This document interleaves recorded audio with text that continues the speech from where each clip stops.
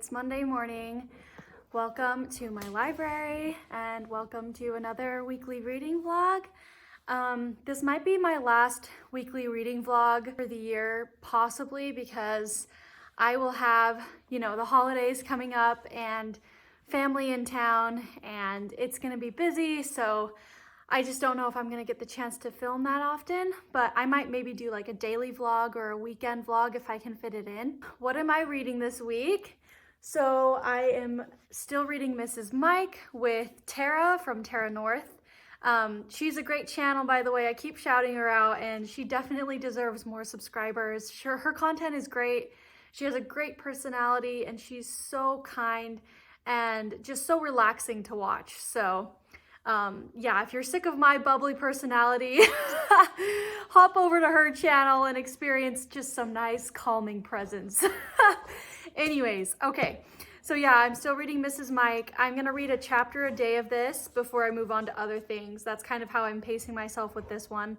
I'm really enjoying it still though. I'm also reading It's in His Kiss via audio. I'll start with a step back because I'm sorry about the light too. It's very sunny today, but I love it. So pretty. Except for him, like, I know that he's described this way in the book, so I get why it's there, but he has like a, oh, can you see it with the light? He has a like ponytail happening. And I'm not a fan. But yeah, it's fine. But I started a new book this weekend, and if you've been on my Instagram, you will know what it is. But yes, I started Count of Monte Cristo by Alexandre Dumas. One second, I'm gonna try to see if the dogs can calm down. Anyways, yes guys, I am reading The Count of Monte Cristo by Alexandre Dumas. I did the math the other day when there was 20 days left in the month to see how many pages I would have to read every day to get it done by the end of the year. And it was 73. And that's definitely not gonna happen. I am not that fast of a reader. So I am, let's see how many pages, 78 pages in. And I love this so much so far. It is so well written, so well translated. It's French, if you guys didn't know. And I just adore this story. It's heartbreaking right now. He's on the brink of getting married, literally on the way to go get married when he is arrested and betrayed by his friends. Even in the first 73 pages, that's what's happened. So I'm in the part now where he is getting tried by a magistrate who has a very high motivation to send traitors to prison or to death, because he is part of a traitorous family. So the government is kind of watching him. So he's even more motivated to convict Edmund, even though he didn't do it. So it's just so sad. And it really is just hitting on the fact that the motivations for people and for cruelty is just so true. I don't know, it's really making my eyes open to how people can really hate when other people have success. Does that make sense? There's so often people who, if they see success in other people, just want to bring them down, and it's terrible and it's so sad. And I try to not be like that. Obviously, like if someone else is having success, I love to praise them for it. Like for instance, this is not me bragging, but I'm just trying to like explain. Krista from Books and Jams just recently hit 5,000 subscribers, and I was so excited for her because I know how long she's been doing BookTube and how hard she's worked for it. And even though, she's a YouTuber that is 12 times my size, I am just so excited for her. So yeah, definitely praise other people's success if you can, and don't be like the people in this book who just hate on others who seem to have their life going well. I'm sorry, I was on like a podium preaching, but anyways, yeah, so I'm super enjoying this, gonna just keep reading this and loving it. So, Butter, do you have anything to say? Oh, just I love you? Yeah. I have to film a video today. I'm gonna film my reading and channel goals for 2021 today, so it's very exciting. I've been thinking about what I wanna say all morning, so yes, I'll check in with you guys later. So I just finished editing 2 videos and filming a video, and it took me so long for some reason. I'm trying to cut out all my ums in standalone videos, like videos that aren't vlogs, just because see, I say it a lot, so I'm trying to get rid of me saying that, but it takes a lot of practice.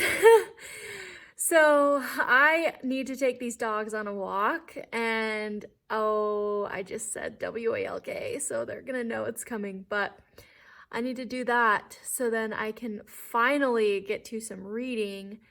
It has been a day for sure. I mean, it's good because now I have videos edited and ready to go for the next week. But oh yeah, it does take me a while. I know I'll get better at it as I go. Anyways, just thought I'd check in.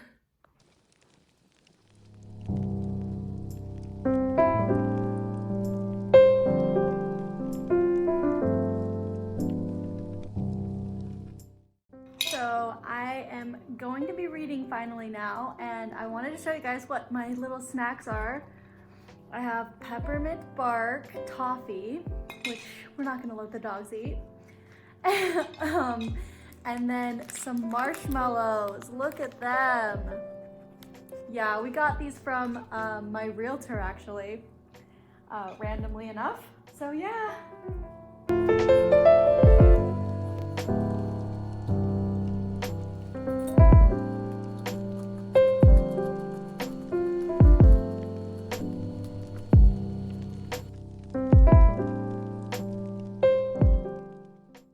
This is kind of a weird angle, but whatever. I ended up reading a ton of It's in His Kiss as I did my puzzle, so that was good. I really, really enjoyed that book so much, so much. I'm honestly thinking it's gonna get 5 stars. So that's so exciting. Another thing I've been reading has been The Count of Monte Cristo, and I'm on page 150, and oh my gosh, guys, the suffering that Edmund is experiencing right now is so sad. Everything in his life has gone wrong. Like every single little thing that could have saved him ends up, you know, not happening. So it's just terrible.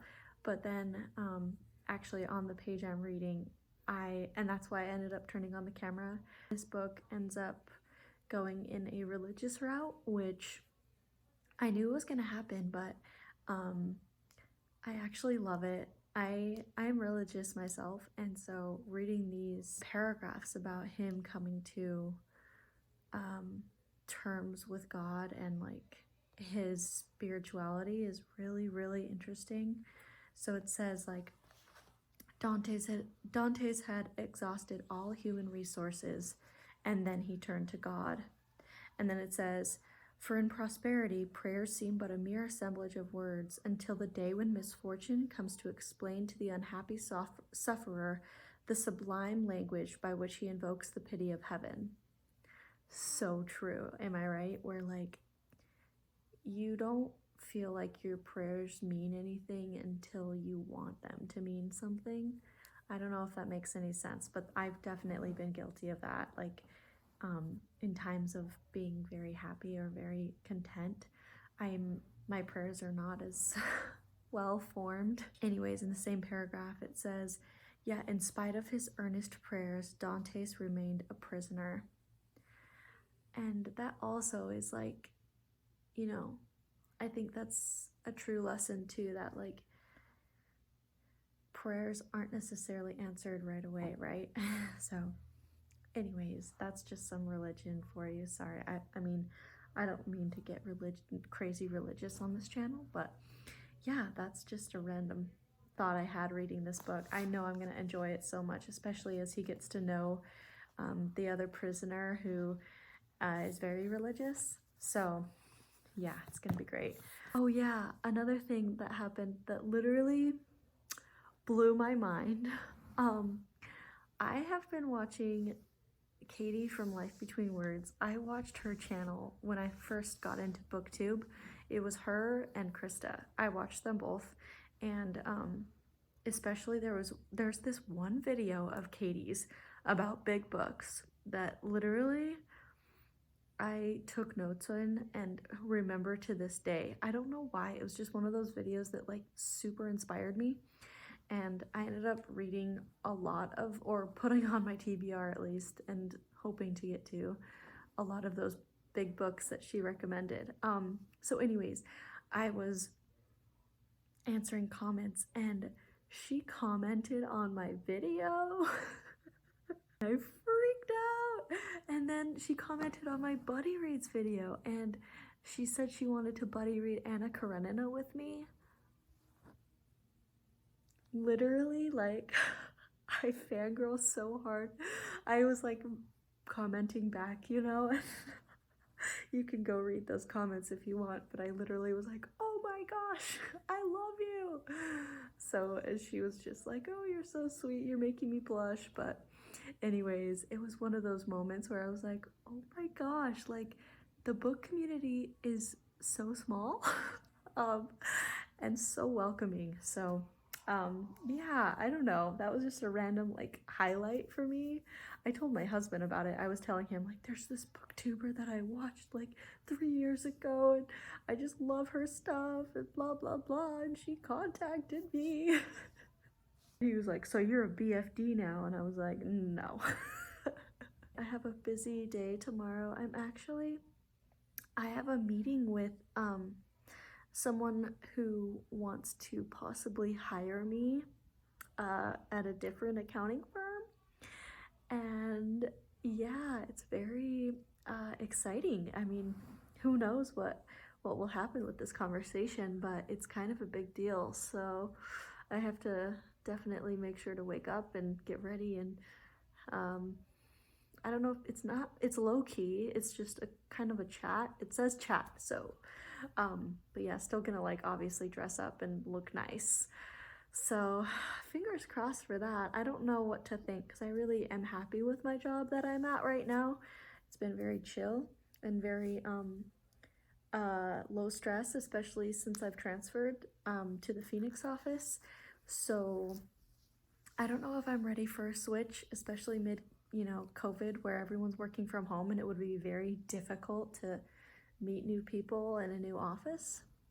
That's my one thing. I'm like, oh, that would be really hard, but you gotta just see what opportunities are out there, that's for sure. So yeah, that's what's happening tomorrow. Wish me luck.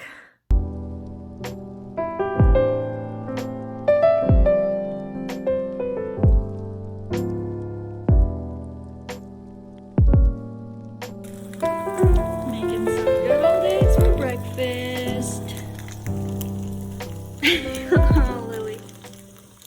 Hey guys, it's Wednesday. I just got done with my, oh boy, every time.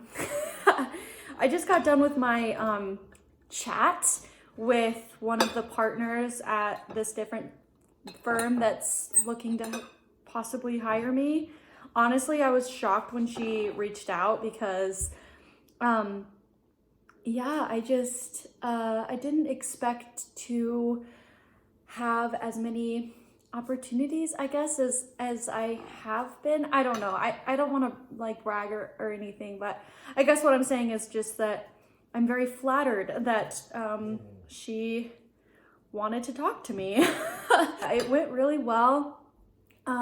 She said that she wants to definitely, start the ball rolling for that. So you guys, I might have a different job next year. We'll see. I mean, it's definitely going to be a major decision if I do end up switching firms. I mean, it's a huge decision. So, one I need to weigh out for sure and talk to my husband about. And anyways, random personal side note, but yeah, finally eating breakfast. I spent all morning working out and then getting ready and prepping myself for this chat. I mean, it wasn't a formal interview, but you still want to know what you're talking about and have questions in your mind. You know how it works. But plan for today, I have a million meetings at work today. I think I have 4 other meetings happening today. It's crazy. So I'm just going to be busy doing that. We'll definitely read tonight. Yeah, I think I'm gonna end this clip, eat my eggs, and get my morning going and all my meetings. Yay!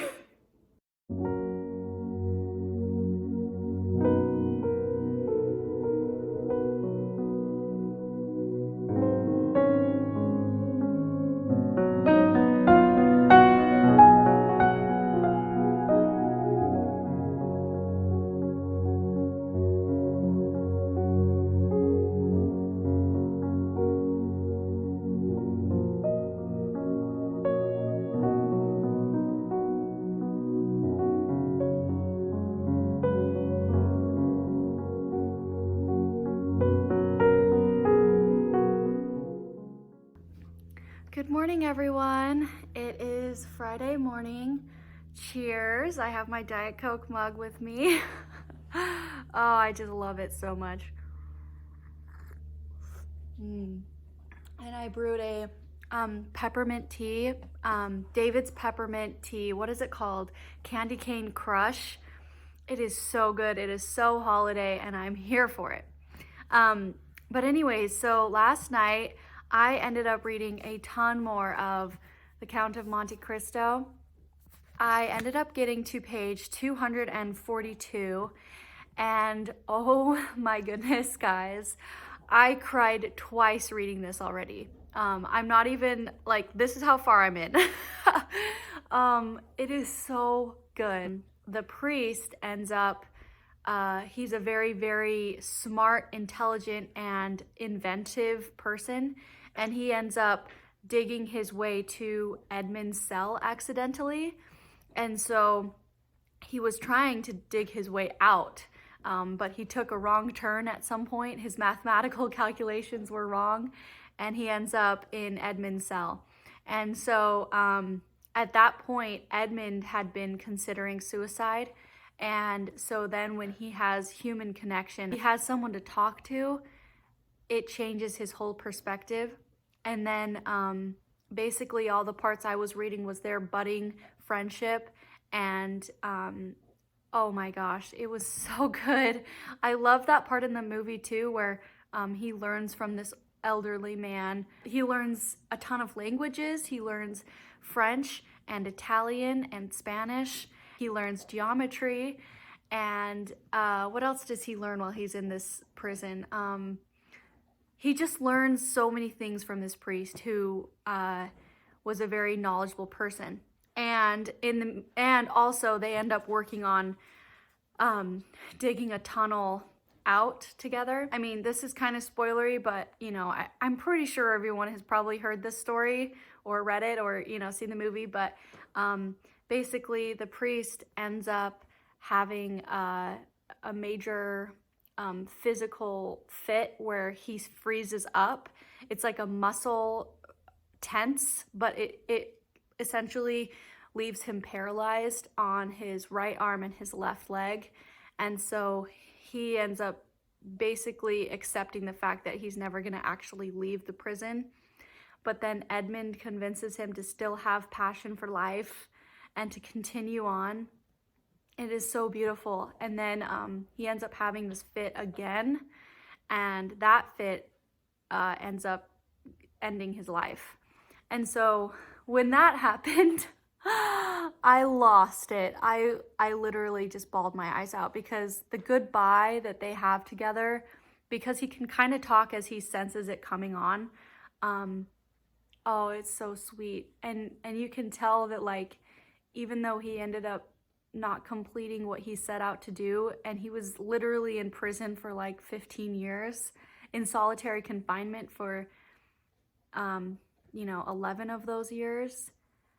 And even though he ended up dying in prison, he still found meaning out of life because he ended up he ended up calling Edmund his son, and ended up, having this deep, deep love and friendship for this young guy. So oh my gosh, it literally tore me in half. Like, I can tell that this is going to be a favorite of all time for me already. Like, it is so good. It is so fast paced too. I did not expect to, only be this far in and already Edmund's back out of prison. So yeah, it's going to be really interesting to see, how the rest of the story progresses, because I also, when I first watched that movie, I was very, very young. And so, that prison scene felt like half of the movie to me. It felt very long, but in the book, it did not at all. I think it's like 3 chapters. So anyways, I'm just, babbling on about this book, but seriously, it's so good. And I know that I'm not going to finish by the end of the year. Like, I've accepted that, but it's definitely just going to continue me with starting out the year great and with a read that I know is truly, truly magnificent. So I'm not mad about it. Would it be a vlog without me having a book haul? No. Yeah, I ended up going thrifting. And I found some amazing books, guys. I'm grabbing them. So the first book I found was Julie Garwood, For the Roses. I actually recently added this to my TBR because it is a book that obviously is by Julie Garwood, so there's one tick, right? Because everyone loves her. I have yet to read her. I don't even own her yet, actually. I have The Secret, I think, coming in the mail. So that one's coming. But this one actually, honestly, sounds kind of more up my alley. Basically, it's about this girl named Mary Rose Claiborne. So basically what happens is they find this abandoned girl in New York City, these 4 brothers, and they end up taking her in, and they're from the West. So they end up taking her back to the Wild West, I guess, in Montana. And then it says, through the years, the Claibornes had become a family held together by loyalty and love, if not by blood. When they suddenly faced the crisis that could tear them apart. So then the crisis ends up being that this Englishman comes into town who isn't all he is cracked up to be or something. And he also ends up falling for Mary Rose, the sister. And so, yeah, it says, now Mary Rose's search for identity and meaning would begin, sending her to England, to the family she lost long ago. Her soul hungered for the freedom of the American West, but she was being drawn away from all she cared about by the need to know her past and by her uncertain but still potent love for MacDonald, which is the guy, the Englishman. So I don't know why, but guys, doesn't that sound amazing? Like, it sounds so good. I'm contemplating just starting with this as my Julie Garwood, like, beginner novel. I mean, yeah, I want to know your guys' thoughts if you've read this because it sounds amazing. And I'm so excited that I got the hardcover. The next book I got, I love this. It's called Supply of Heroes by James Carroll. And it is, look at the step back. I found another historical fiction step back. Like, hello? Oh my goodness. So yeah, so this looks perfect for me. Basically it says, a passionate epic of love and war, rare, a magnificent achievement, James Carroll dazzles. So basically it's set in World War I and it follows a family, Douglas Tyrrell, an Anglo-Irish aristocrat fighting for Britain, Pamela, his beautiful English wife, Jane, Douglas's fiery sister, caught up in a passionate affair, and Daniel Curry, Jane's lover, the dashing Irish actor and revolutionary plotting Ireland's blood-stained rebellion.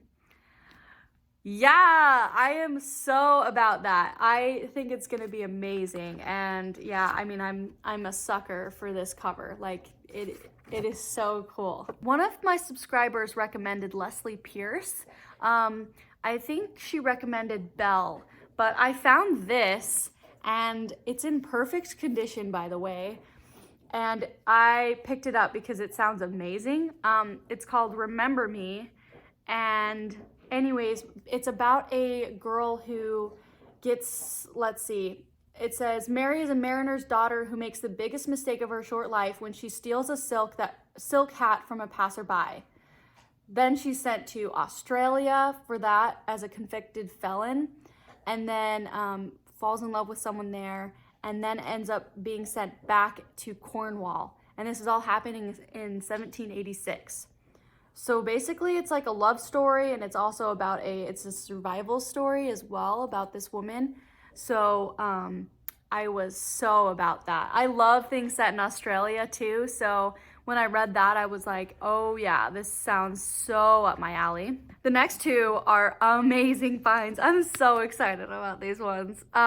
Which one should I show first? I'll show this one first, and we'll end with the one I'm most excited about. But this one I am definitely excited about. It's called The Stolen Marriage by Diane Chamberlain.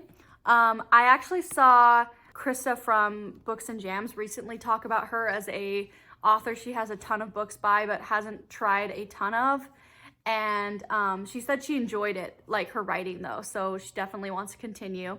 Look at this cover, by the way. It's like textured, like you can feel the raindrops. It's so cool. But anyways, I looked this up on Goodreads when I saw it at the thrift store, and all of my friends on Goodreads have read this book and rated it incredibly high. So yeah, it sounds like it's gonna be great. It's basically about it's set in 1944, and it's about this girl who's pregnant and breaks off an engagement because of that, and ends up accepting her fate with the father of her child. And so she ends up marrying him. They move to North Carolina, to a town that really trusts him and kind of hates her. And but her husband ends up kind of being a horrible person, it sounds like. So it's her trying to deal with that, with her marriage issues, with the town that doesn't like her. And then also with, it says, oh, she's a nurse too. And so then a polio epidemic strikes this small town, and so she ends up determined to help them. And then it says, as Tess works to save the lives of her patients, can she untangle the truth behind her husband's mysterious behavior and find the love and the life she was meant to have? So yeah, it sounds really good. I don't know if it's like, it kind of reminds me of a thriller or something. I don't know. I don't think it is, but you guys will have to let me know because I know some of you have read this. The last one, I am so excited I found this. I don't even know. It's called Heart of the West, and it's by Penelope Williamson. And it's rated super high on Goodreads. But basically what it's about is it's about this girl who is a New Englander. Her name's Clementine, and she never met anyone remotely like Gus McQueen. So when the cowboy with the laughing eyes and big urgent dreams presses her to elope with him to his Montana ranch, she is ready. So then she goes to Montana, and this is what sold me. Okay, are you ready? It says, but nothing has prepared her for the harsh realities of frontier life or for the unpredictable hankering of the heart, least of all for the fact that almost from the first moment she sets eyes on Zach, Gus's dashing ne'er-do-well brother, she knows he's the one she was destined to love. Yeah, so it's like a brother's love triangle. Like, sold, yes please. This is everything I want in a book. And it says, Penelope Williamson has created an irresistible work of fiction that combines the heroic and gritty appeal of such Western classics as Lonesome Dove and Streets of Laredo with the romantic enchantment of the Thornbirds. Yeah, I think these are great finds. You guys will have to let me know if you have read any of these books because I need to know your thoughts. that is kind of, honestly, I think I might wrap up the vlog here, because I don't know if there's anything else that will be, you know, exciting about this weekend. Oh my gosh, guys, I didn't really like wrap up what I read, did I? I'm sorry. Let me do that really fast. So yeah, I started and am loving The Count of Monte Cristo. Already talked about and gushed about this so far. I've listened to a lot more of It's in His Kiss. I'm so close to being done. I think I have around 2 hours left on my audiobook for that. And it is amazing. It is hands down my favorite Bridgerton so far. Literally, like, if nothing drastic happens, I will end up giving it a 5 stars. It's so good. So yes, loving that one. And then I'm also reading Mrs. Mike. I haven't talked a lot about that one on this vlog. I'm sorry. It's going well still. I'm reading a chapter a day. It's still just, you know, this couple surviving in the Canadian wilderness, and their, you know, things that are happening to them, around them, people they're meeting, you know, their marriage, their kids. It's really sweet. It's really cute. But yeah, not much to report on it. I'm still enjoying it, and me and Tara are still talking about it. So with all that being said, please like and comment. I reply to every single comment, and please subscribe if you want to see more from me.